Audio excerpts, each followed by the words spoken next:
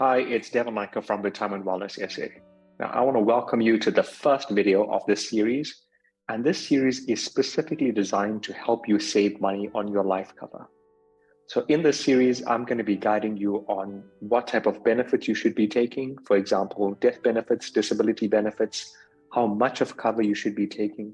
I'm also going to be explaining to you how insurance companies price these benefits and what you can do specifically in order to ensure that you're getting the most amount of cover and paying the least possible premium.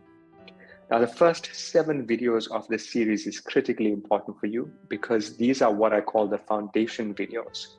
I'm going to try and aim to keep them to around 10 minutes, but I want you to absorb the content so that you can then use this with your life cover to either reduce your premium that you're currently spending, or if you're taking a brand new life cover, you now have the techniques in order to ensure that you're not paying more than what you should be paying. So the main focus here is around saving. Now, inside each of these videos, I'm also going to be sharing with you secret tips. So I want you to watch out for them because they can come at any time in the video, which means you want to watch this towards the end. Let's get started straight away. In fact, I'm going to start off with a secret. And the secret here is understanding what your need is. So I want you to focus on your need. And the reason why this is critically important is if you don't understand why you need a specific benefit, why you need a death benefit, why you need a disability benefit, and how much that need is, then life cover is going to be sold to you based on fear. And that fear is what happens if you passed away? What happens if you were disabled? What happens if you had an illness? And if you're taking a life cover policy based on fear, then you suddenly are going to find yourself paying a lot more than you should because you're going to worry about a lot of uncertainties. What I want to guide you here is how do you understand that you've got these responsibilities to your family and to yourself, or even commitments that you could have to a bond? So how do you be mindful of that, but at the same time understand how much of cover is required so that you're not paying more than what you should? So I'm going to use an example to guide you along the way here. And we'll start off looking firstly on a death benefit. And when I say I want you to focus on your need, I'm going to just loosely give you an example. Assume you have a bond and that bond sits at R1 million. So then this need is pretty simple because now you understand the total amount of life cover that you need, the death benefit, needs to be R1 million. See, it's got to be R1 million because you know your bond is sitting at R1 million. Now, what's interesting is naturally in time to come over a period, the bond itself will reduce because you'll be paying towards this. And later on in the series, I'll show you a video on how to deal with the life cover and how to adjust that need accordingly. But let's make this a little bit more interesting. What happens in the case where the need is not a fixed amount?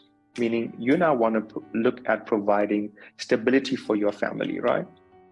This could be your spouse, could be your kids, but you want to, or even your parents, but you're aiming for stability here. So how do we determine that stability? Should you take R1 million? Should you take 2 million, 3 million? So I want to guide you on how you can approach this a lot better.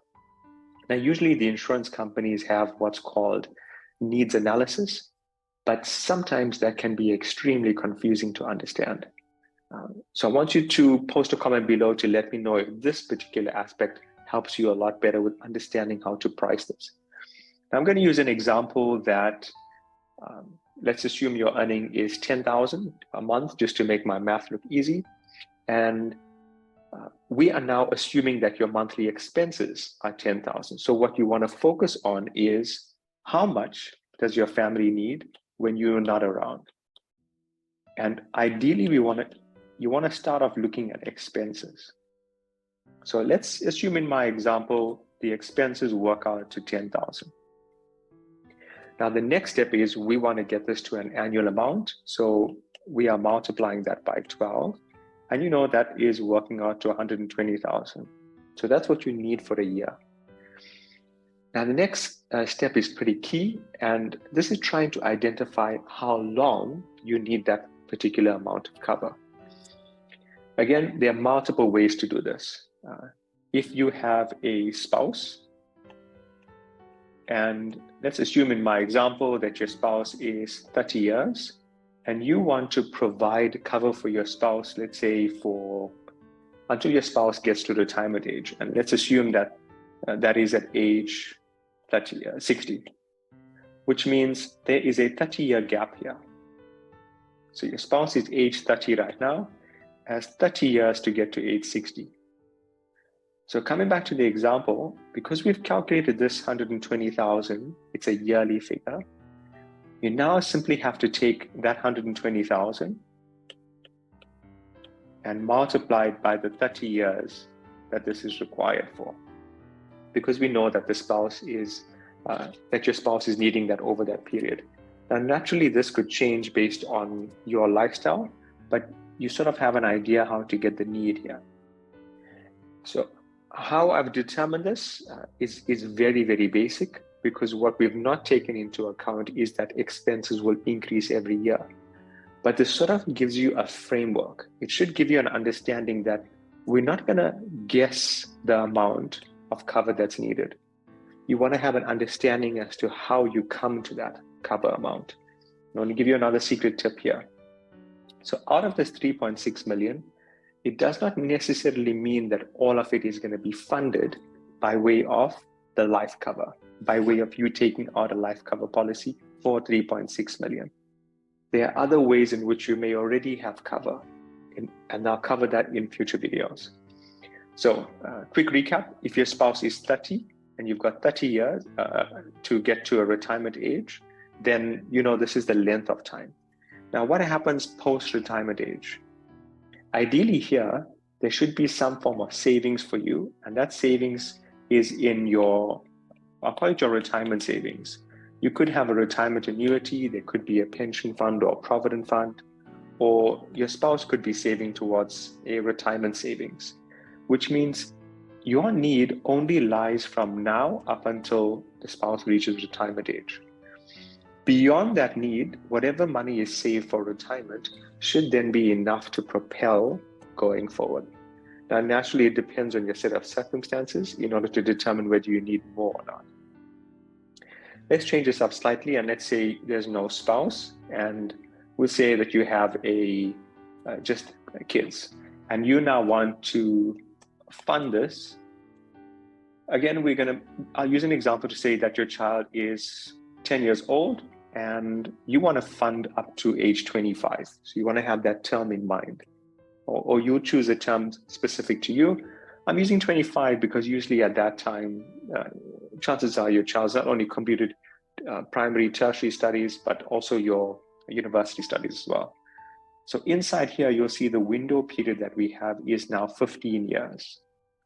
So you should get the pattern that I'm training you with, and that is you'd now take the need, so the monthly expenses needed. In this case, we've calculated it to 120,000, but now we are working this over a shorter period.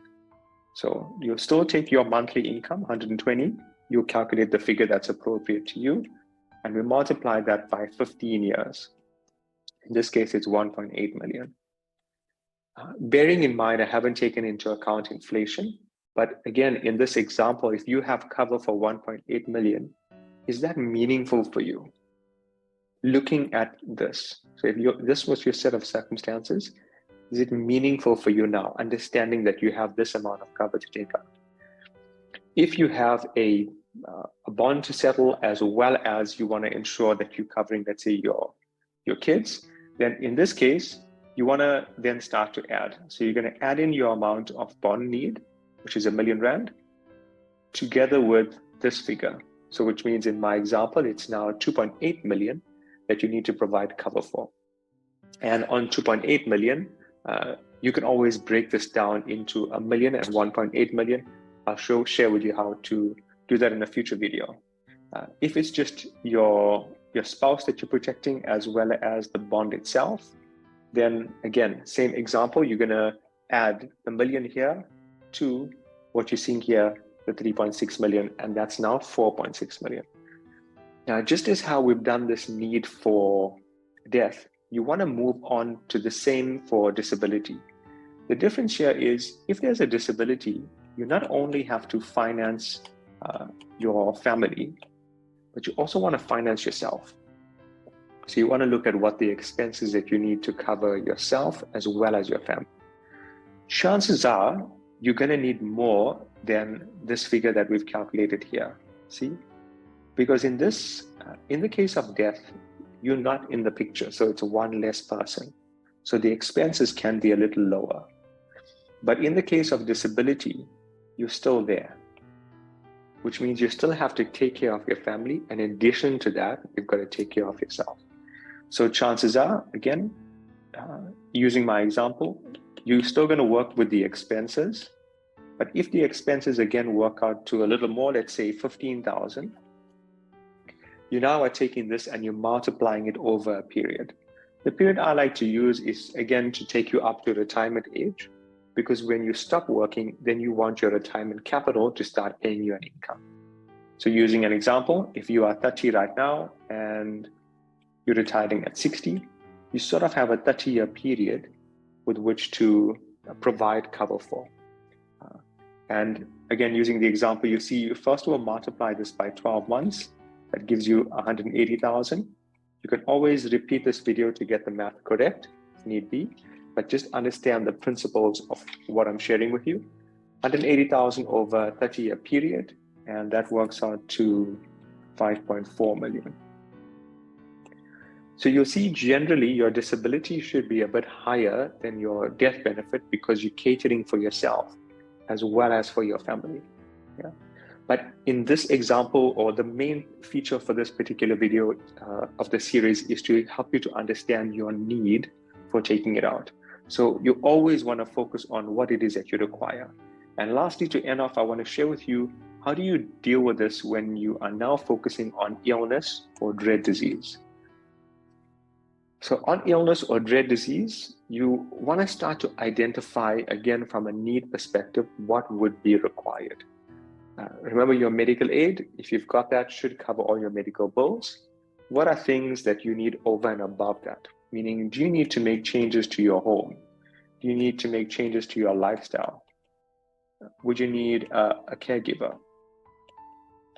What additional expenses may want to come up? Do you have debt that you want to settle? So here, it's not so much around income amount, because you can recover from an illness. You might have a heart attack, but you could recover from it. In which case, you just want to get a block of cover that you could then use to cover certain expenses that could come up. Excellent. So that's your secret for today. It's understanding what the need of your life cover is. I'd love to hear from you. When you took your policy out, were you focusing on need, or was it just provided as a block of cover based on your premium? And now that you know that you should be focusing on your need, what's your next goal? How does that change how you're going to be taking out your life cover? So comment below and let me know what you think. And again, if you found the video helpful, I'd like you to click on the thumbs up sign. And remember to subscribe so that you're able to get the next video of the series as we produce them. Cheers.